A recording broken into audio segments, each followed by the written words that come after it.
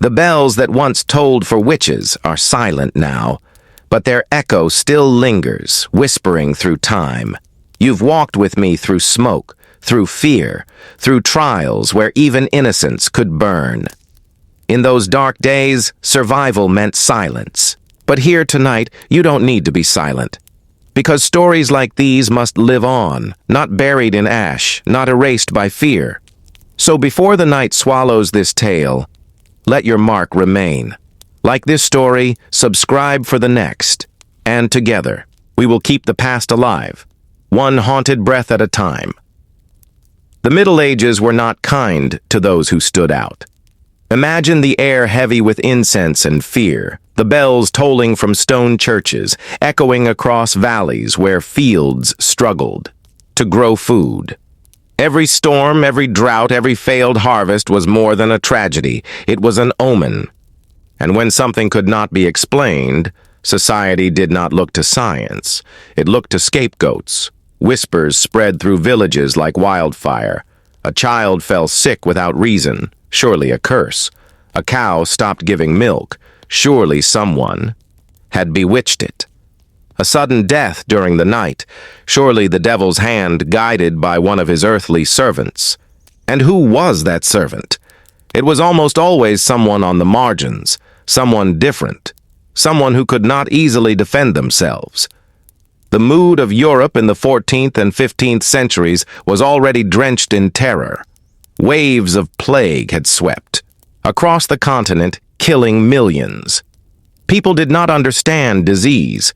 Instead, they believed it must be punishment from God, or worse, the work of witches among them. In this atmosphere, suspicion was not a private thought. It was survival. To accuse someone else was to deflect attention away from yourself. The fever of witch hunts was not born in a single night. It simmered, gathering strength through sermons, folklore, and law. By the late Middle Ages, the idea of witches was more than a rumor. It was a doctrine. Priests warned from pulpits that Satan walked among them, not in his own form, but through human agents who had bargained their souls. Manuals like the infamous Malleus Maleficarum would later teach judges and inquisitors how to identify, try, and punish these so-called witches. But before the books, before the laws, there was fear. Fear of the unknown. Fear of the neighbor whose eyes seemed too sharp, whose herbs smelled too strange, whose independence felt too bold. Fear spread faster than fire, and once ignited, it was nearly impossible to extinguish. This was the fever of witch hunts. Not reason, not proof, but an atmosphere thick with dread where accusation was enough to destroy a life. To understand why the witch became such a powerful symbol of terror, you must place yourself in the fractured world of medieval. Europe life was hard, relentlessly so. The soil was often poor, and weather unpredictable. A single season of rain could rot the crops. A single summer of drought could wither them to dust. Famines came in cycles, thinning entire populations. War was constant. Lords fought lords. Kingdoms fought kingdoms, and armies trampled through villages, leaving hunger and ashes in their wake. And then there was the plague. The Black Death of the 14th century had left deep scars. Entire families were wiped out, towns abandoned, and fields reclaimed by weeds. The survivors lived in a shadow of paranoia. If death could sweep through so easily once, why not again? Science, as we know it, did not exist to explain these disasters. Medicine was primitive, astronomy was mysticism, and biology was wrapped in superstition. When crops failed, when babies died, when illness spread, people searched desperately for meaning, and meaning, in their eyes, was almost always tied to morality. God punished the sinful. The devil tested the faithful. Misfortune was never random. It was the consequence of hidden evil. This worldview made witchcraft a perfect explanation. If your child coughed blood, it was because someone cursed him. If hail destroyed your fields, it was because your neighbor whispered to dark spirits. If your husband grew cold and distant, perhaps another woman had bewitched him. The world was full of unexplained suffering, and witches filled the gap. Social tension made accusations thrive. Villages were tight-knit, and everyone knew everyone else's business. Resentments simmered, disputes over land, jealousy of beauty or fertility, envy of wealth, anger over gossip. These private grudges often exploded into public accusations. To call someone a witch was not only to condemn them spiritually, but to destroy them socially and legally. The courts listened, the church reinforced it, and the people believed it. Society was built on anxiety, and witches became the outlet for all that fear.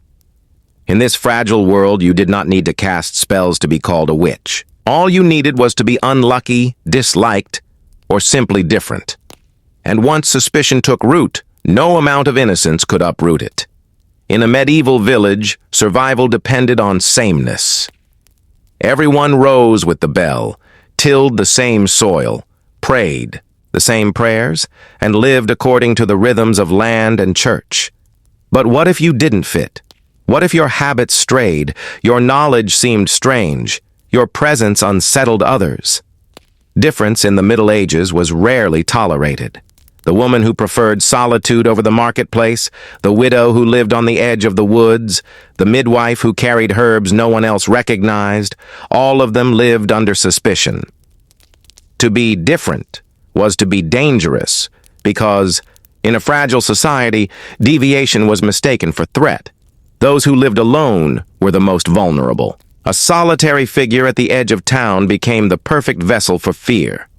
If smoke rose from her chimney at unusual hours, whispers began. If she wandered into the forest alone, villagers muttered that she met spirits. If animals gathered near her door, cats, crows, even dogs, it was not seen as coincidence, but as proof of familiar spirits. Unmarried women, particularly older ones, became easy targets. In a culture that valued women only as wives and mothers, to step outside that role was to step into danger. Without a husband's protection, any odd behavior could be twisted into evidence of witchcraft. Even physical differences were perilous. A birthmark, a twisted spine, an unusual eye color, all could be branded the devil's mark. And when rumors took hold, they grew like weeds.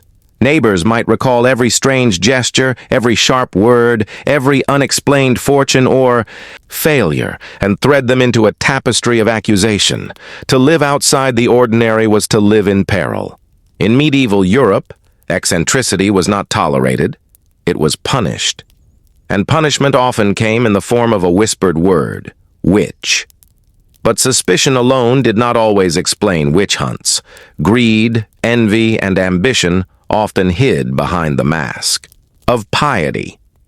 To accuse someone of witchcraft was not only to condemn them spiritually, it was to open a door to their possessions. Land was the foundation of medieval wealth. A widow who owned a plot of fertile ground, a peasant family with a corner of meadow, a healer whose hut sat on useful land, all were vulnerable. To strip them of their rights, you needed justification. And what better justification than claiming they served the devil? Accusations often flared when disputes arose.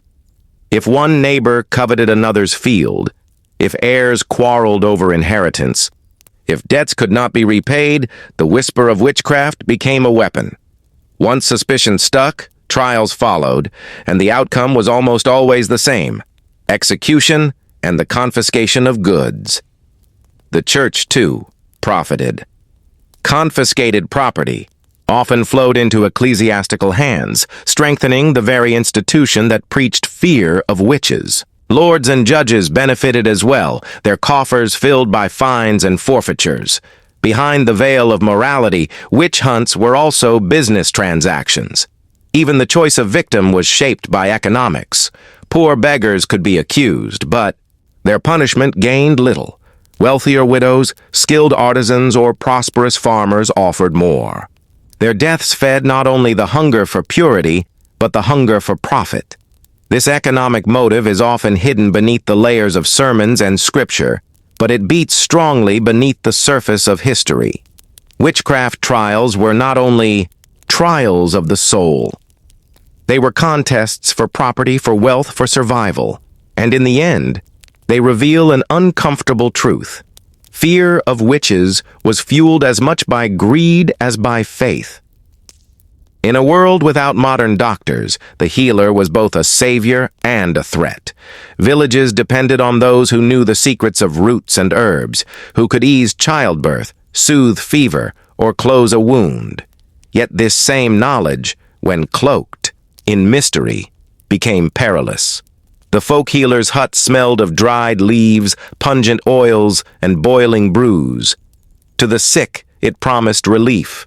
To the suspicious, it whispered of sorcery. Chamomile for calm, willow bark for pain, mint for stomachs. These were remedies we now recognize as medicine. But in the Middle Ages, they straddled the boundary between the sacred and the forbidden. Church authorities grew wary. Healing was meant to come from prayer, relics, or divine intervention.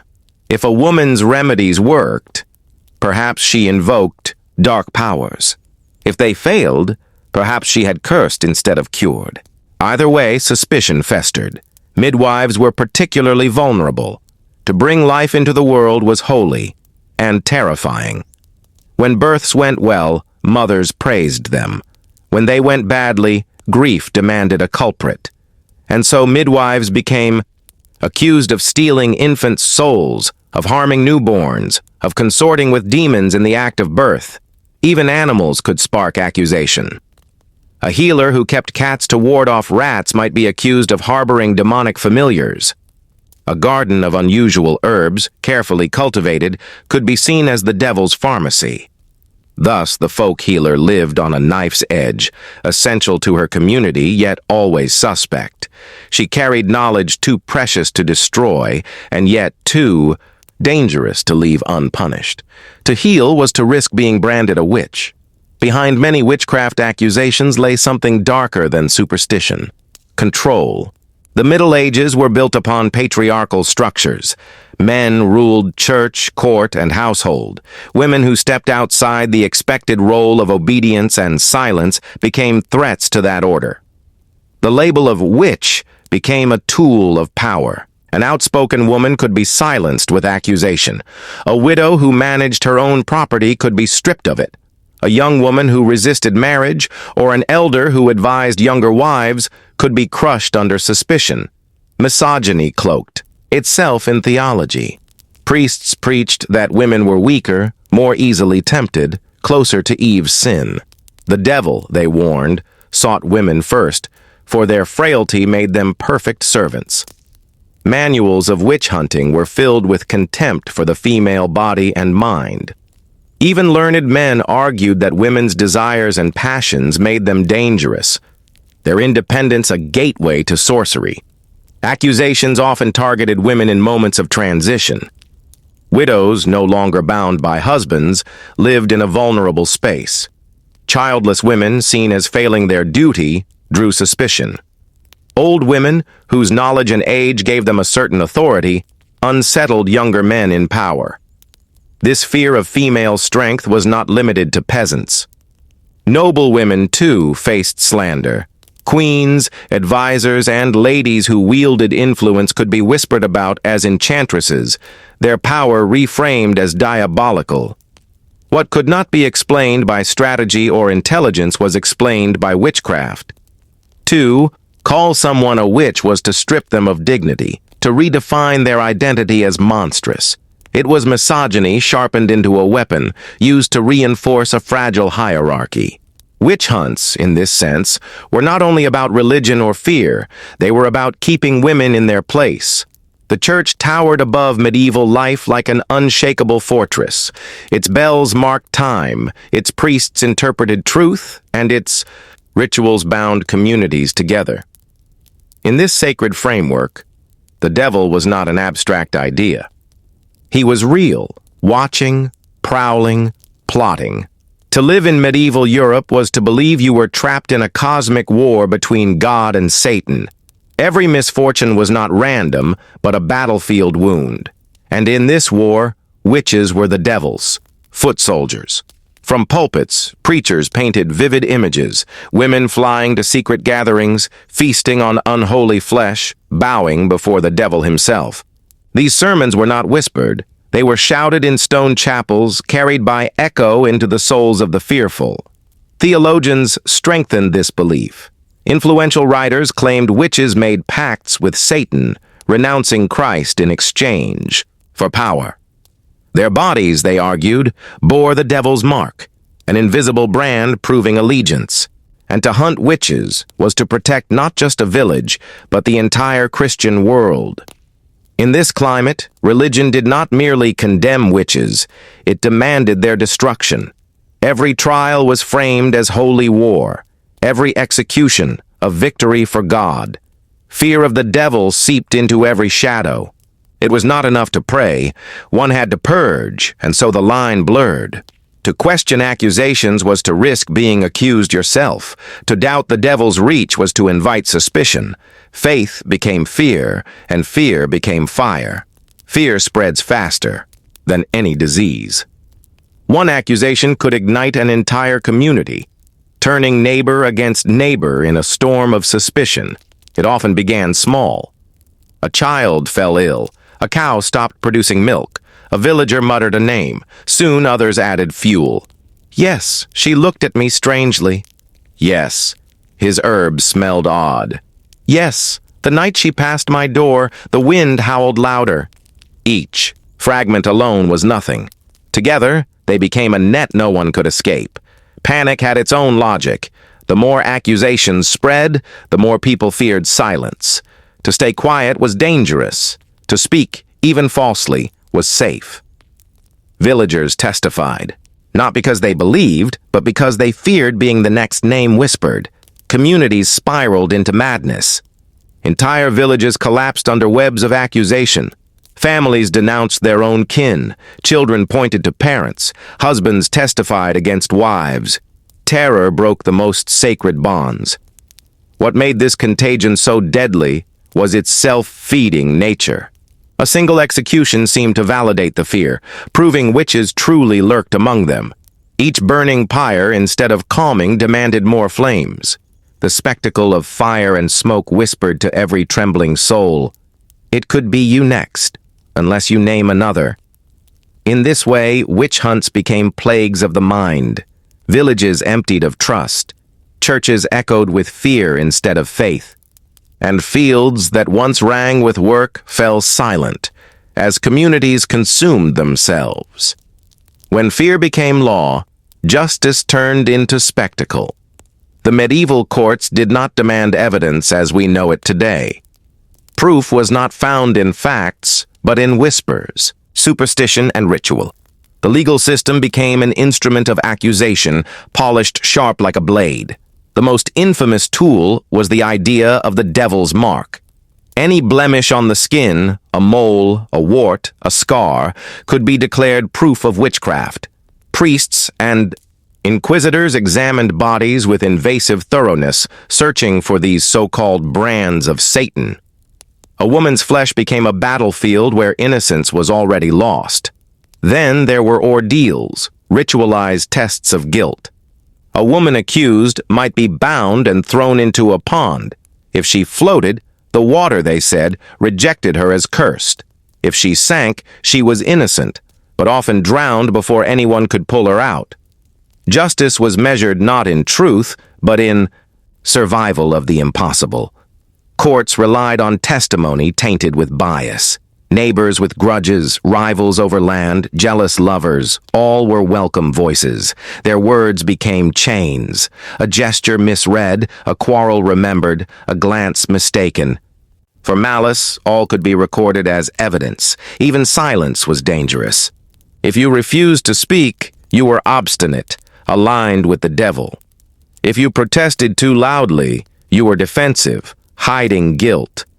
Either way, the path bent toward condemnation.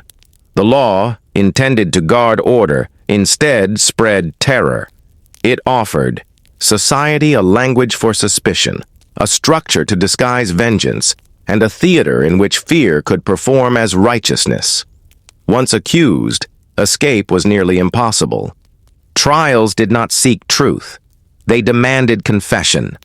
And if confession did not come willingly, it was beaten, stretched, or burned from the body.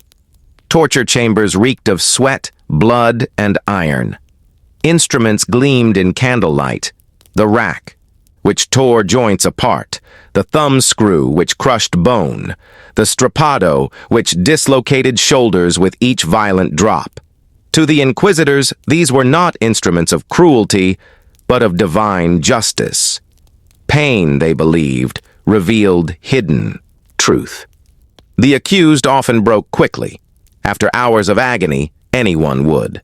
Women named neighbors, friends, even family, desperate to end the torment. A single confession could ripple outward, dragging entire communities into the spiral of accusation. And yet these words, wrung from suffering, became official records. Judges wrote them down as irrefutable proof. Yes, I flew through the night. Yes, I feasted with the devil. Yes, I cursed the crops. Each statement carved by screams was treated as holy evidence. The cruelty lay not only in the instruments, but in the absolution of those who used them. The inquisitors believed themselves righteous, agents of God. They did not hear cries of pain. They heard the devil unmasked. And when the confession was finally signed, often with trembling hands, sometimes with marks made in blood, the trial was complete. Guilt was confirmed, punishment inevitable.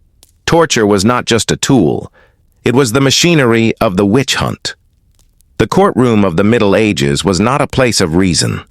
It was a stage where fear played the leading role, and justice appeared only as a ghost. The accused, often trembling and half-starved, stood before a crowd that had already judged them. The trial was not about truth. It was about confirming suspicion. One of the most brutal traditions was the trial by ordeal.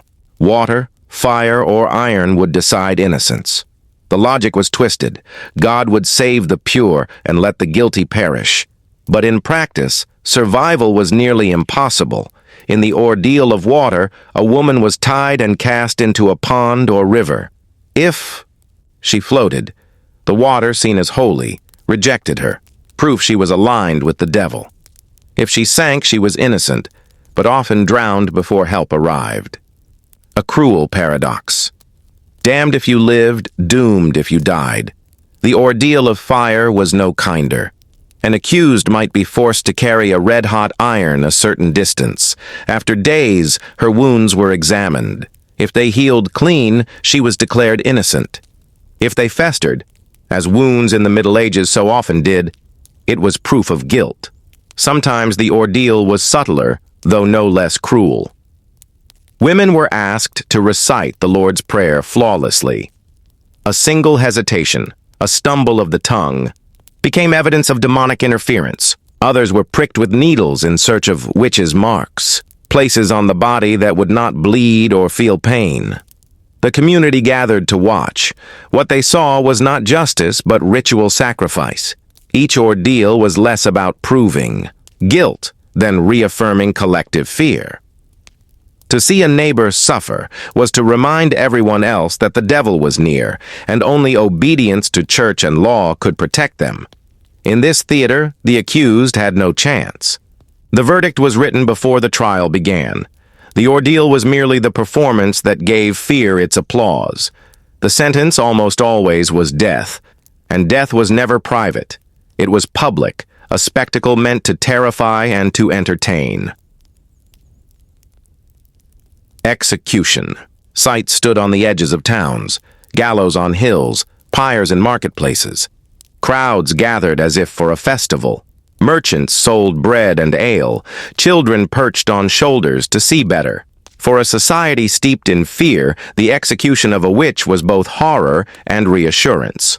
Horror because it reminded them of the devil's reach. Reassurance. because they believed purging her would bring safety. Burning was the most iconic punishment. The condemned was tied to a stake, wood piled high around her feet. Flames licked upward, devouring cloth, flesh, and cries. Smoke spiraled into the sky, carrying with it the illusion of victory over evil. Hanging was more common, though less theatrical. A rope tightened, a body jerked, and silence followed. Sometimes, if mercy was granted, executioners strangled the victim before lighting the fire. But mercy was rare. Pain was part of the lesson. The executions were ritual in themselves. Priests prayed loudly as the fire burned.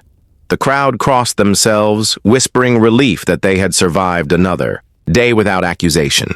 But relief was fragile. Watching another burn did not end the fear. It deepened it. If she could be condemned, anyone could. Executions also reinforced power. They reminded peasants of the church's authority, of the Lord's justice, of the dangers of disobedience. They were theater, punishment, and propaganda, all in one. Yet amid the spectacle, there was always unease. Some wept silently.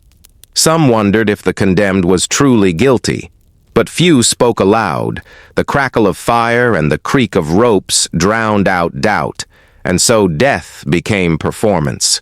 Justice was not blind, it was blazing, and the smoke of the eye dust. Burning pyre carried more than a body. It carried a message. Fear your neighbor. Fear yourself. Fear the devil. Fear has no borders.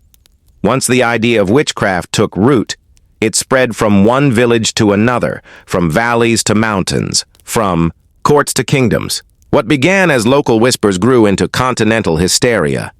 Germany became one of the epicenters of the panic. Town after town held trials, some condemning dozens at a time. Entire communities were consumed by fire and smoke. In Würzburg, more than 150 people were executed in a single frenzy, including nobles, children, and even the clergy. No one was beyond suspicion. The contagion of fear spared no class. France followed with equal zeal. In small villages, peasants accused each other with terrifying ease. Nobles joined in, using trials as weapons against rivals. In Scotland, hysteria reached such heights that King James VI himself took part, writing daemonology to codify beliefs about witchcraft and encourage the hunt. The panic leapt across seas. In the English colonies of North America, Salem became infamous. There, accusations spread like sparks in dry grass, devouring a community already fractured by fear, envy, and distrust. What had once been Europe's terror was now planted in new soil, ready to bloom again. The pattern was always the same: suspicion, accusation, confession, execution. Fear fed itself in endless cycles. Each death was said to purify, but instead it multiplied dread. The message was never, "The witches are gone." It was always, "The witches are still among us." Witch panics spread like wildfires not because witches were real, but because fear was contagious. And once unleashed, it was almost impossible to contain. Yet even in this darkness, a few voices dared to whisper dissent. Not everyone believed the hysteria. Some questioned whether the evidence was sound, whether the confessions were true, whether the fear itself was the greatest danger. In the late 16th and 17th centuries, scholars began to push back. Physicians noted that illnesses blamed on witches might have natural causes. Lawyers argued that confessions extracted under torture could not be trusted. Philosophers asked whether it was rational to believe that old women flew through the night on broomsticks. Some judges quietly resisted the wave. In parts of the Netherlands, courts began demanding stricter evidence. In England, skeptical pamphlets circulated, questioning whether the devil truly walked among men. Even within the church, a few priests admitted unease at the cruelty of the hunts. These voices were often drowned out, mocked, or even threatened. To question the witch hunts was itself dangerous. Yet their persistence mattered. They planted seeds of doubt, cracks in the wall of fear. As the Enlightenment dawned, reason began to replace superstition. Slowly, trials diminished. Executions ceased. Manuals on witch hunting gathered dust. It was not a sudden end, but a gradual fading. As the rational voices grew louder, and society began to see the witch panic not as holy war, but as collective madness. The skeptics did not erase the fear of witches overnight, but they showed that even in an age of terror, courage could take the form of a question. And sometimes a single question could unravel centuries of hysteria. The fires have burned low. The gallows stand empty. The voices that once shouted curses have long fallen silent. All that remains are the echoes of fear, drifting like smoke across centuries. The witch hunts ended not because humanity suddenly found compassion, but because reason slowly broke through superstition. Scholars dared to question. Judges hesitated to condemn. Ordinary people grew weary of blood and ash. The age of enlightenment did not erase cruelty, but it dimmed the flames of mass hysteria. Yet the legacy of those centuries lingers. The women and men who died were not demons. They were mothers, healers, widows, strangers, people whose only crime was being different, inconvenient, or simply unlucky. Their suffering is a reminder of how fragile truth becomes when fear rules the heart. The witch hunts teach us that persecution thrives not in ignorance alone, but in anxiety, in greed, in the human hunger to find someone to blame. And while we no longer light pyres in town squares, the impulse to point a finger, to brand an outsider, to silence what we do not understand, that shadow still follows us. History's lesson is simple, but urgent. When fear turns into law, when suspicion becomes proof, when difference is equated with danger, society begins to consume itself. So tonight, as you close your eyes, remember the silence of those who could not speak. Remember the names lost to ash. And remember that the witch hunts were not only about witches, they were about us, about what happens when we surrender to the darkest corners of our fear. The bells that once tolled for witches toll for us too, a warning across time.